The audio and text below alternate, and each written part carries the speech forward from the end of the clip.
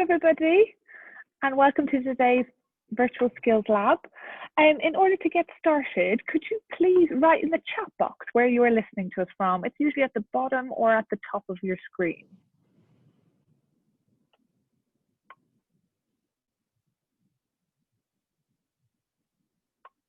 Fantastic. I can see UAE, Mexico.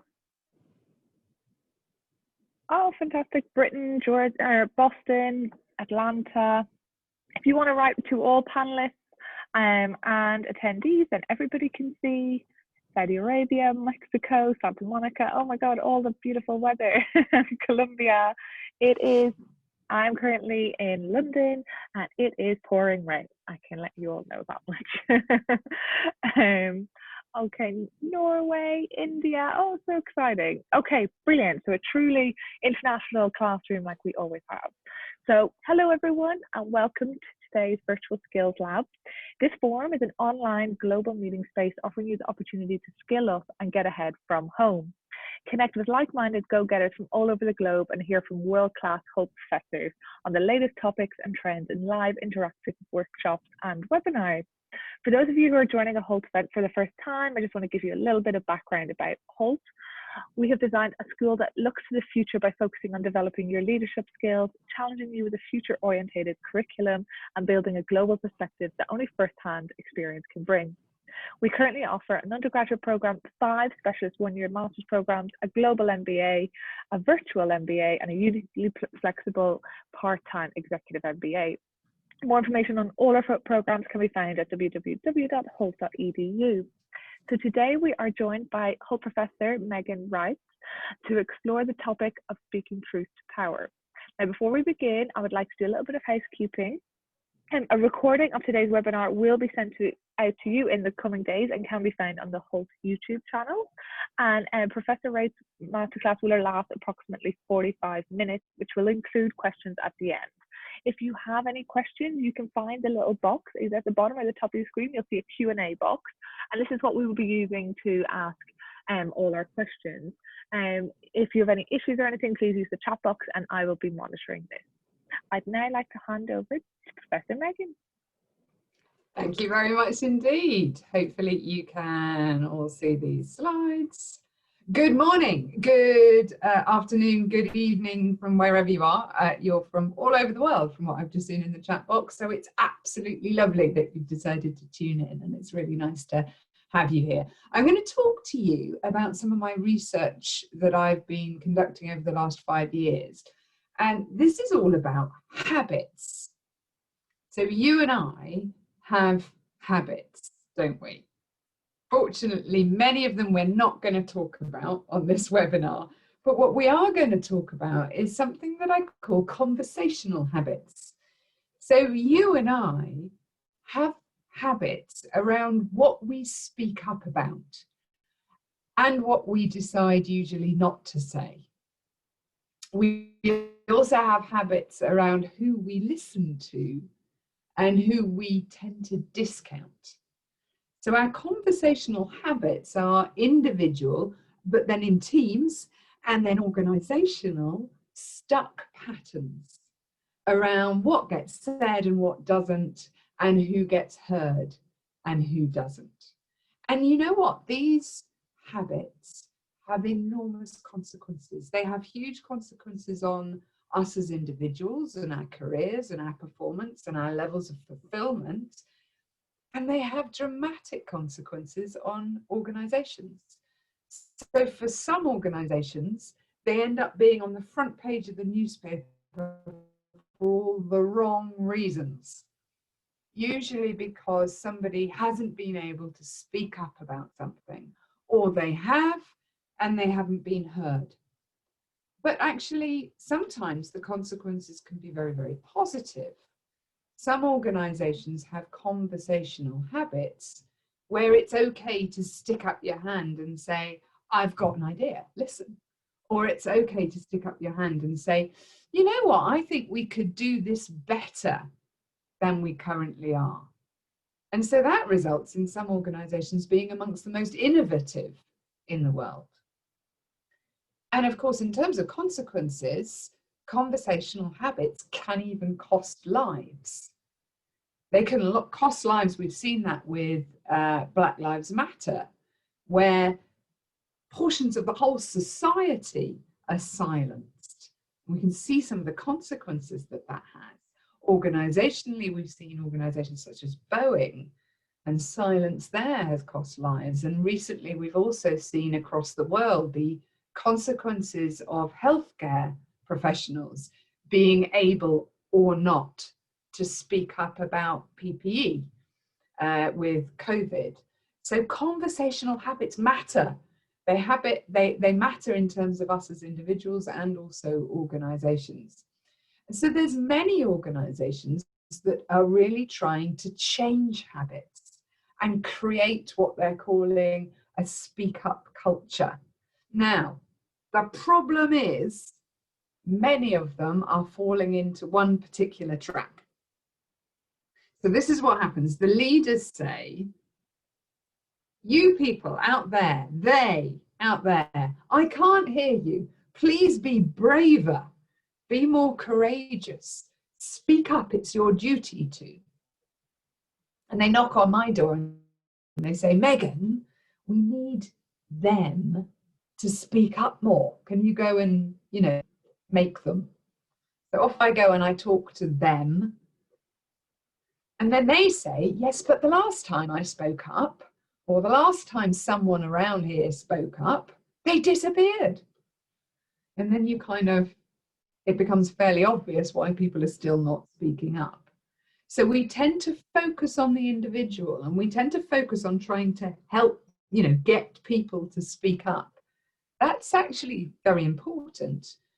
But in my research, I'd argue that it is just as important, I would say more important, to help those people in positions of power listen up more effectively. We want to create systems, organizations, where you don't have to be so brave in the first place in order to speak up. That's what much of my research examines. Now, I have a question for you here. Please think about something that right now you feel you could or should speak up about, but you haven't yet. So this could be at work, this could be in the family, it could be with your friends in the community. So something you haven't yet spoken up about. So perhaps you have some feedback for somebody that you haven't yet voiced. Perhaps you have an idea that you haven't spoken up about yet. Perhaps you disagree with some behavior that somebody is doing or a policy that's in your organization, something like this, and you haven't yet spoken up. Now, here's the question. Lizanne's going to put up a poll for you on the screen now. Why have you not spoken up yet? And please tick all of those that are applicable in your particular case that you're thinking of. So perhaps you haven't spoken up because you're worried about being perceived negatively. Perhaps you're worried about the other person's response. Maybe you just can't find the right time and the place to say this thing. Possibly you don't feel like you have enough evidence, or you're not really confident about what it is that you want to say. Maybe you just think there's no point because nothing's going to happen, I'm just going to get ignored. So just submit right now the ones that are applicable to you in your current situation. So tick those, press submit, and Lizanne, you can show us the results as soon as you're ready. Let's see what you think.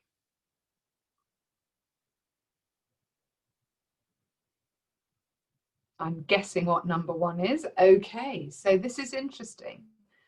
So they're all fairly popular. The biggest one is, I don't feel I have the right evidence. I'm not sure about what I want to say. I'm going to say something about that in a little while. In a global survey that we've been running, actually, the number one fear is being perceived negatively. And I can see that that's quite common amongst people on this webinar as well. So let's talk about this. Let's talk about why we stay silent. And we've asked thousands of people that question, including you now. And we've created a framework, we call it the truth framework, and it identifies 5 key issues or things that we think through when we're deciding about whether to speak up or stay silent. They happen to also be very relevant when we're inquiring about how we listen up and whether we listen up to others as well. So T stands for trust. And actually, it was interesting, your responses to the last question. So if I don't trust in the value of what I have to say, or if I don't have the evidence to back it up, or if it doesn't really matter to me, I'll stay silent. Similarly, in terms of listening up, if I don't trust in the value of other people's opinions, I'm unlikely to listen. And most of us like to think we trust the value of other people's opinions, but we do, some people, about some subjects sometimes. So trust is an absolute foundation. But if I've thought about speaking up, I've got something to say, the very next thing that usually enters my mind is, yes, but what will happen if I say it? What are the consequences? And fear of being perceived negatively, fear of the reaction of the other person, those are very, very common worries and concerns that stop us from speaking up. And risk, very often we assess risk through our experiences. So we ask ourselves, you know, what happened last time I spoke up? Or what happened last time a colleague of mine spoke up? And that will really, really affect what we choose to do now. U is understanding, and that's about power. And so when we're speaking up, it's a political act, in that it affects power dynamics and it affects people's agendas. So if we're going to speak up successfully, it's very helpful to know what I would call the rules of the game. You know, when you join a new team or even a new group of friends, you sit around the table and you look around and you kind of think, okay, how does this work? What are the rules around here? Who gets heard? How do we work together? That's the understanding of politics that's both important in terms of speaking up, but also in terms of listening up. Titles, this is interesting. Now, cast your mind back to the moment that you dialed into this webinar, right? And you looked at the little box that's got my picture in it. Do you remember? In that moment, you labeled me. So you applied a number of labels, and you may have been conscious of this or completely unconscious of it. You'll have labeled me female, British, white, maybe professor. Lots of labels around age and appearance that we won't go into. But we label one another the whole time. In organizations, of course, we've got job titles, we've got departments, we've got a number of years of experience, we've got all sorts of other things. And the fascinating thing is that these titles and labels convey different levels of status and authority, depending on where you are, depending on when. So context matters. So titles convey the right to speak up or the expectation that you'll stay quiet. And they convey the right to be listened to or ignored. And in fact, actually, if we're going to disrupt conversational habits, we actually need to disrupt the way that we construct these titles and labels in the first place. We need to question the very basis of our assumptions around power, status, and authority. And of course, that can be a very tricky conversation for people to have. The final one is how to. Now, in the book, we write about the 5 W's around how to. So if you're speaking up, why are you speaking up? Who do you need to speak up to? When and where is it most likely that you will be heard? And what language and what body language do you need to use in order to land what you have to say? And the 5 W's are just as important in terms of listening up. Who do you need to listen to? Whose voices do you need to listen to, and why? Where and when is the best situation to invite those voices? And what do you need to say with your body and your words in order to put them at their ease and help them to speak up? So that's the how-to element of the truth framework. And we use the truth framework in a lot more detail with individuals, teams, and organizations to start to try and understand and build awareness around when we speak up and when we stay silent, and to disrupt those. So also in our research, we've looked at what we call speak up traps, and I'll come in a bit towards listen up traps as well. Now, I'm going to show you 3 traps that people commonly fall into that mean they don't speak up, or if they do, they don't speak up as well as they could do. And at the end, I'm going to ask you which of these traps, or maybe all of them, do you think you might fall into, and which would you like to improve? So here's trap number 1, and I think this might be quite popular given your response to the very first question. So the first speak up trap is that we doubt ourselves. Have you heard of the imposter syndrome or the imposter experience? That's the little voice that pops up in your head and kind of says, "Psst, when are they going to find out that I don't know what I'm talking about?" Or it might say, "You're going to look really silly if you speak up now." Now our imposter voice is there to help us. And it does help us keep us safe, but sometimes we need to turn the volume down. Okay, we need to spot that voice, and we need to kind of go, "Oh, okay, I recognize you." And we need to figure out whether to listen to that voice or whether actually we can tone it down. So the imposter experience is something that I've written about before, and it's a very common experience. Number 2 trap, we abdicate. So in other words, we think it's not my job to speak up, it's their job. It's my boss's job. HR should deal with this, they should speak up. Now the problem is, obviously, when all of us are pointing at everyone else and no one ends up speaking up. And this is a huge issue in terms of tackling harassment and bullying. You know, it's someone else's job. Look, and sometimes it might be someone else's job.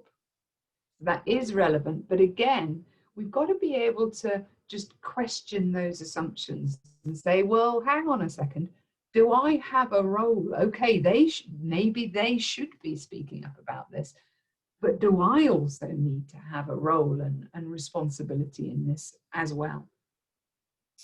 And the final one is what I call we talk to ourselves. And by that, I mean, we talk and we speak up in a way that suits us rather than the other person. This comes down to kind of 5 W's. We need to think about, you know, where and when to say something and what to say that lands with the other person rather than ourselves. Yeah? And we need to choose our timing. A lot of the time when we want to speak up, we just kind of, we speak up when it suits us and in our own language. And we just need to think about that other person, that other person's point of view. So tell me, and Lizanne, maybe you can put up the second poll now. Tell me, of these traps, which ones resonate with you? You can choose more than one here. Which one or ones would you most like to develop? Which do you recognize that you'd like to be even better at? So just select the ones that really speak to you, press submit, and then I'll get Lizanne, when the results come in, Lizanne, if you could show them on the screen, that would be wonderful.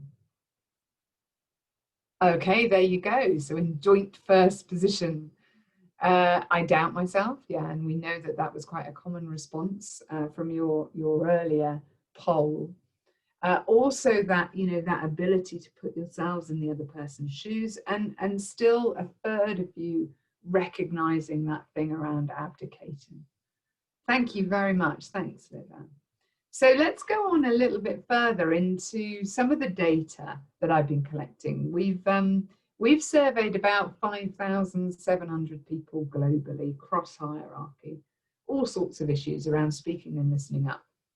Here's one question we ask them. We say to them, do the people senior to you, do your managers and bosses, do they listen?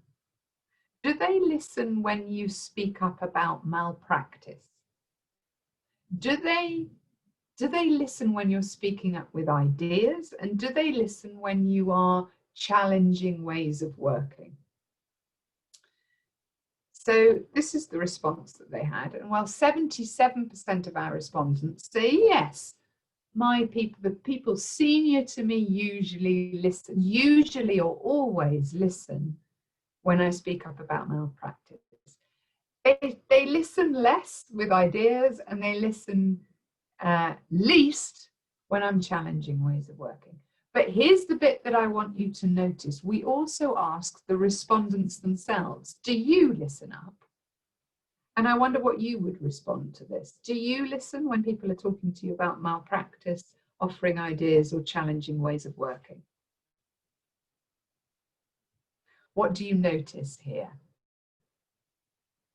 So what I hope you notice is that people think that they are pretty good at listening. Yes, I always listen. They don't, but I always listen. This is called the superiority illusion. And it's found in all sorts of situations, but we tend to think that we're not the problem, somebody else is. And of course, if we're all thinking that, nobody changes. So we have to be able to really question ourselves. Are we as good at listening up as we like to think that we are? Here's another question we asked. This is a lovely, beautiful research question. What happens when you speak up round here? And we've asked all sorts of people this. And junior respondents say, well, if I'm speaking up with a problem, 21% of them say it's likely that I'll be rewarded or that will be recognized. It's a positive thing. Unfortunately, half of them think that it's likely that they'd be ignored. You'd think it would be better with ideas, but it's not much better. So still a lot of people there thinking that they're likely to be ignored. Now, one thing to notice is how bad these statistics are. But here's the interesting thing. We then ask senior people, what happens when you speak up around here? It's still fairly bad, but it's much better than the responses of the junior people. So when we become more senior, we expect better consequences of speaking up. And the problem is, we then sometimes assume everybody else has the same experience as us. In fact, our research shows that the more senior you get, the more optimistic, potentially deluded. You think that people are speaking up when they're not, and you think it's easier for other people to speak up than it is.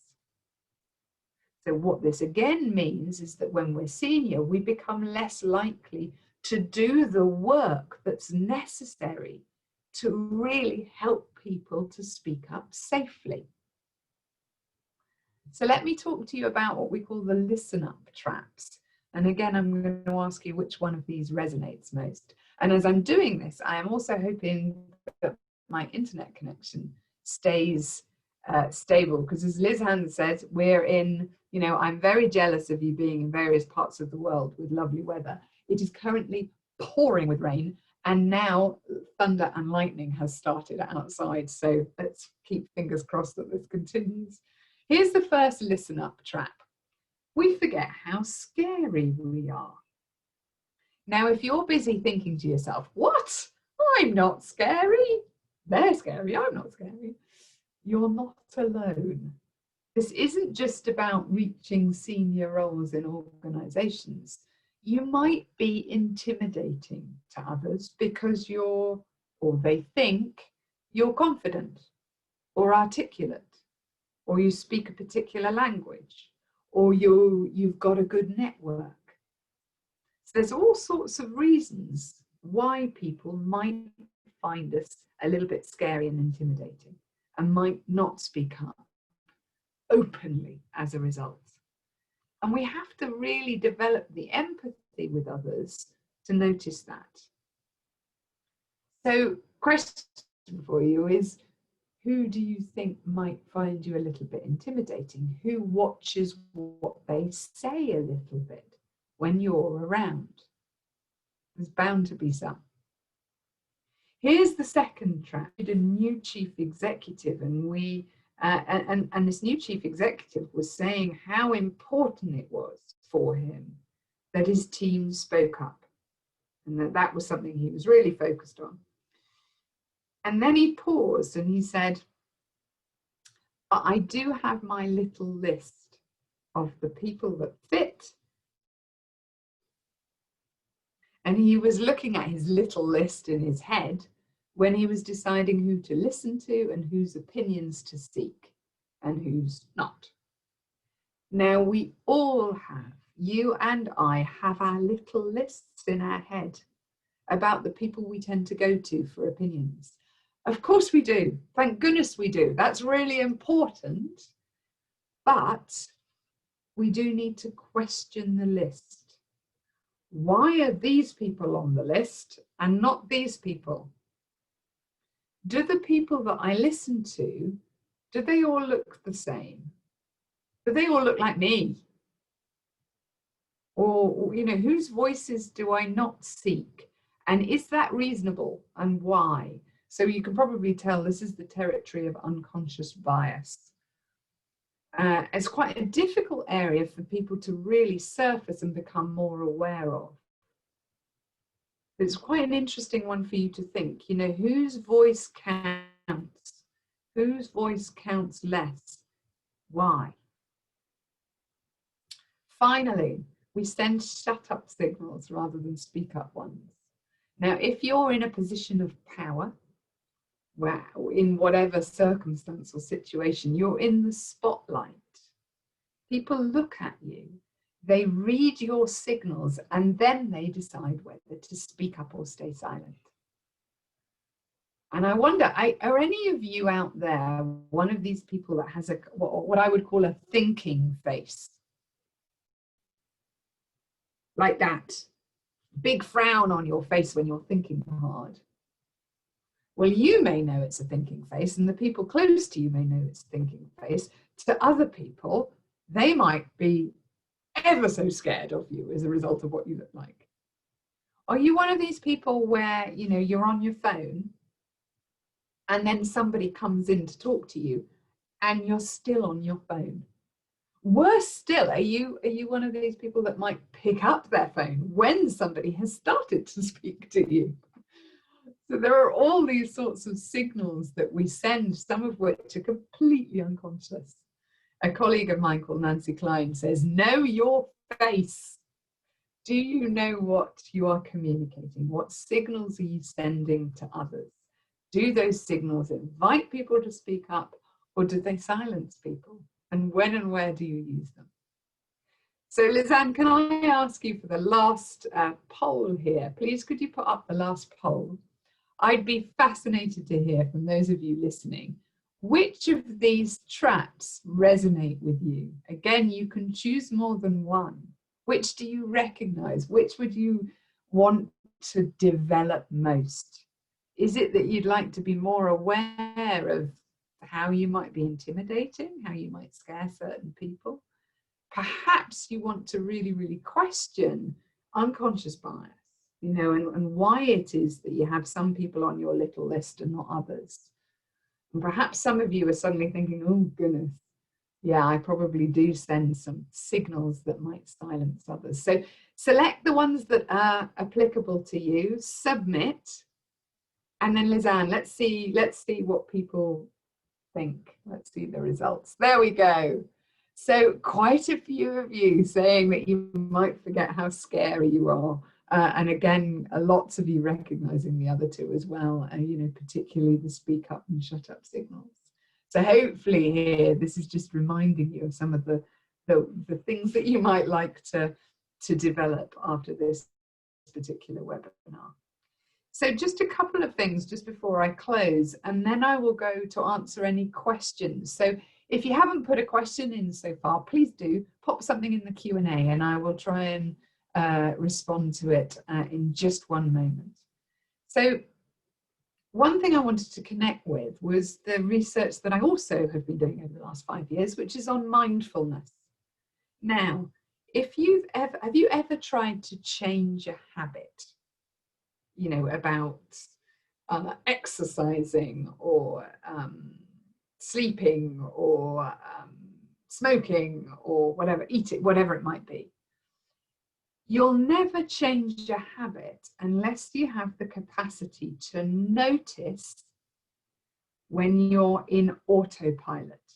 So when you're about to do what you've always done, that's where you need a moment of awareness. And you need to be able to say, oh, look, I'm about to do that. And when you've noticed that, then you have choice. You can do something differently. But if we don't have that mindfulness, present moment awareness that comes along with the curiosity and compassion, without that present moment awareness, you can't change a habit. You can't change your conversational habits. So David White, the poet here, says, you know, the first step in deepening the conversation is to stop having the one that you're having now. Yeah. If you want a different relationship, you have to alter the habits of conversation. And if you're interested in that particular area, there's lots of my research and application in the book that you can see there called Mind Time. So in summary, speaking up and listening up, they matter to us as individuals and in our organizations. We tend to blame others and we point at others. Yeah, we're not as good as we think we are, actually. So remember, we particularly blame others for not speaking up. Whereas in fact, actually, a lot of it is about, well, what are we doing to listen up? What are we doing to invite people safely to speak up? The more senior you get, the more optimistic, I'm afraid. You go into a bubble where it's difficult to remember what it's like for others. You speak up than it is. The truth framework is something that we use to help people become more aware of their habits and to start disrupting them. And if you want to change culture in your team or in your organization, and in fact, if you want to develop in any way as a leader, you won't be able to do those things unless you change conversations. Unless you or others start saying different things and being heard in different ways, things stay the same.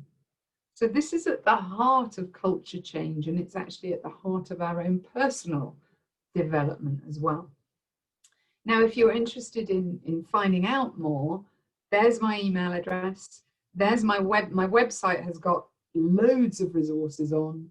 There's my Twitter handle. We've published quite a lot of articles now in Harvard Business Review on mindfulness and speaking up. There's a TEDx talk on YouTube, which focuses in on the listening up traps. And then, of course, there's the 2 books that are the main resources for both of my areas of research. So with that, I'm going to just leave some time for some questions. I hope you've got some. You've joined me. And Liz Ann, have we got any questions? And so the first question is from Marina, who is referring back to your slide about the list. What if I question my little list and still find it good? Oh, well, notice my slightly raised eyebrow here. If it's good, if it makes sense to you, wonderful. check it out with some other people as well, just in case you're missing something. It might well be that you are doing really well in terms of levels of unconscious bias and having a diverse group of people that you're working with, and not making too many assumptions about people. It is quite a tricky thing. So I personally think it's a lifelong exercise, actually. And it is helpful to have somebody else inquiring with us, somebody else asking questions, getting feedback from other people as well. And so I would say, wonderful, Marina, sounds good. And just make sure that you have that critical eye as well, and that support and feedback from others to make absolutely sure. Good question. Okay, and is there a way for me as a leader? Yep, is there a way for me as a leader that can improve my team communication with each other? Okay, I think my internet's a bit unstable, so hopefully you're still with me. Is there a way as a leader that I can improve my team communication with each other? Yes. Now, actually, last week I published something in Harvard Business Review on team mindfulness, collective mindfulness. So do look that up, because that gives quite an interesting model in, how do we need to work as a team to be able to hear one another better. And it actually talks through three key things. It talks about our ability, and we call it the AIM model. We talk about allowing, so our ability to not blame one another, but rather be curious and inquiring with other. I is inquiry. What questions do we ask? What questions can we pose that enable team communication? And M stands for something called meta-awareness. What's our ability to just step a little bit back so that we can see the dynamics that are unfolding? As teams, we very often nearly enough time asking, how do we communicate with one another, and inquiring, how could we do this even better? So do look up that particular article. I think that might be helpful. Is there another question? Yes, there's another one. Now that my company is working from home every day, would this information also apply to this new digital communication? So yeah, does this apply to the virtual world? In other words, yeah. Yes, I've been looking at this. In fact, I've been working with one of the global banks over lockdown and exploring what it's been doing to speaking up, and also listening up. And you know what? From what I can see, you cannot generalize. Some people are finding it easier to speak up, and they're finding that power differences are reduced online when everybody's just a little box on Zoom. And other people are finding it harder to connect and form a relationship and being able to speak up as well. So there's some real differences. And again, particularly the point that I said before about our need to inquire with others what their experiences are, that's ever so important right now. But I would say most of the things that I've talked through are absolutely relevant on a virtual platform. How scary are you? How can you put people at their ease? Whose voices do you tune into? And then whose voices do you start doing your emails to? And why? And what signals, even if you are a little box on the screen, what signals are you sending? How many, there's always somebody in the meeting that's kind of, for some reason, like looking over here, and you have no idea why. Are they doing their emails? Have they got a second screen? So that I think a lot of the things that I've talked through are still applying. But my main advice is make sure you inquire with others what their experience is like.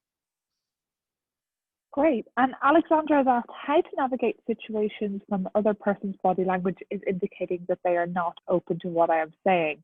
how to smooth out those moments or arrange another space to continue the conversation? Yeah, it's a great question, Alexandra. I know, because sometimes you just, I mean, the first good thing to do is notice the assumption that you're making about the other person's signals. Because actually, most of the time we read a signal, assume something, and we don't even notice that we've made an assumption. So we go, how rude, and we immediately kind of dismiss them. Now, what we need to be able to do is notice the signal and our assumption that goes with it. Yeah. And we need to hold that assumption. I call it hold it lightly. Yeah. And if it's possible, question it. Ask some questions, not in a way that's going to scare the other person, but in a way that sort of says, you know, I noticed this. Can you just tell me, how are you experiencing this conversation? Or what would you like me to do differently? That just might be able to help somebody notice their own behavior and speak into it. Sometimes you won't be in the position that you can have that sort of conversation or at that particular time. And again, if that's the case, you just think about, well, how else can I give feedback to this person? And if I'm not the person to give the feedback to, might there be somebody else that could? Might there be somebody that knows this person a little bit better and can give me some advice? So again, all of those sorts of things we look at in depth in the book as well. Good question, Alexandra. Thank you for that. Great. And then Lynette has a really good question about titles. Titles have always existed both in our work and personal environments. Some organizations have tried anonymous emails in an effort to tackle titles and how employees respond to seniors based on this. The higher the title, the quicker the response, and the lower the perceived title, the slower the response. What is, in your opinion, when it comes to eliminating titles in such similar aspects of life? Yes, so great question. There's quite a lot of work that you might have seen on how do we diminish unconscious bias in the workplace and in things like recruitment processes. Some really interesting things that have been published, particularly recently in HBR on that. And also a book called Blind Spot I would recommend on the whole area of unconscious bias and some of the things that can help in organizational settings to kind of even out or take away some of these titles. So I'd probably refer you to those. What I would say is that as well as trying to just eliminate the current titles, we really, really do need to have conversations about the way we actually construct power and status in the first place.